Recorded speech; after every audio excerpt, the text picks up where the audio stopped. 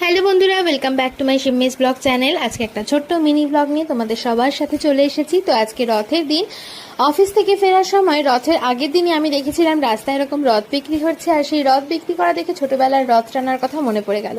তাই রথের দিন অফিস ছিল আমার আর আমার বরের দুজনেরই। তাই অফিস শেষ করে আমি আর আমার মা বেরিয়ে পড়লাম সন্ধ্যাবেলা ব্লাউজ বানাতে। রাস্তায় যেতে যেতে দেখি এরকম তিনতলার রথ টানছে, তাই রথের দড়ি ধরার সুযোগ আর রথের ঠাকুর দেখার সুযোগও বেশ অনেক দিন পরে হয়ে গেল। সেই কবে ছোটবেলায় যে রথ টানা দেখেছিলাম সেটা আমার নিজেরও মনে নেই। তারপর রাত্রি 9টার সময় আমি আর আমার বর বেরিয়ে পড়লাম রথতলার রথের মেলা দেখতে। রথতলার রথের মেলাতে দেখলাম রাত্রি 9:30 10টার সময়ও এইরকম মারাত্মক ভিড়। মানে সন্ধেবেলা 6টা 7টার সময় আসলে কিরকম ভিড়টা হতো। একদিকে কিন্তু ভালোই হয়েছে, আমরা একটু রাত করে এসেছি, মানে ভিড়টা একটু কম হয়ে গেছে। তারপর মেলার মধ্যে ঢুকে দেখি এরকম ছোটদের খেলনা বাটি বিক্রি হচ্ছে। তারপর দেখে বেশ ছোটবেলাকার কথা মনে পড়ছিল। আর সাথে নিয়ে নিলাম একটা পাঁপড় ভাজা, রথের স্পেশাল পাঁপড় ভাজা না খেলে কি হয় মেলায় এসে। তারপর নিয়ে নিলাম একটা 10 টাকার ফুচকা। 10 টাকার ফুচকা দুজনে ভাগাভাগি করে খেলাম। সন্ধ্যাবেলা বেশ খিদে পাচ্ছিল, তাই যেহেতু সন্ধ্যাবেলা করে আসা হয়নি, রাত্রেবেলা এসেছি, তাই মুখ তো চালাতেই হবে রথের মেলায় এসে।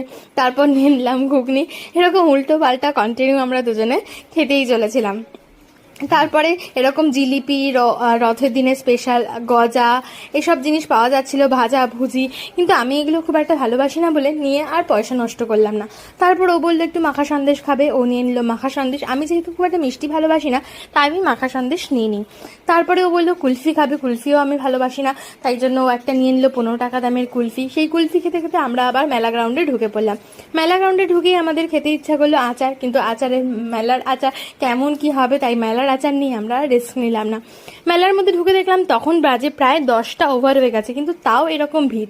তারপর দেখতে দেখতে চোখে পড়লো এই চুড়িটার দাম 100 টাকা। কিন্তু হঠাৎ করে এই চুড়িটা দেখে এত পছন্দ হলো, জানি না এই চুড়িটা আমি কবে পরবো, কোন চুড়িদার বা কোন জামার সাথে পরবো, কোন শাড়ির সাথে, কিন্তু দেখে পছন্দ হলো বলে আমি নিয়ে নিলাম। যদি কোনোদিনও পরি তাহলে তোমাদের সাথে ব্লগটা অবশ্যই শেয়ার করব।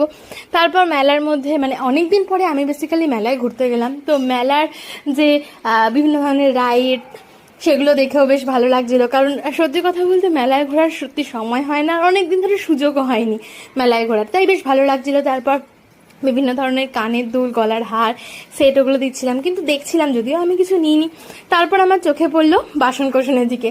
সংসারী মানুষ হয়ে গেছি, তাই এখন বেশ বাসন কোসন, বাটি ঘটি এসব কিছু কেনাকাটি করলাম। মায়ের জন্য একটা ছাঁকনি নিলাম, কিছু বাটি, থালা, চামচ, হাতা, খুন্তি বেশ সস্তায় রিজনেবল প্রাইসের মধ্যে যেরকম মেলায় পাওয়া যায় ওরকম পাওয়া যাচ্ছিল। রাত্রি হয়ে গেল, অন্নপূর্ণা হোটেলে এসে দেখলাম বিরিয়ানি শেষ, তাই নিয়ে নিলাম রুমালি রুটি আর চিলি চিকেন।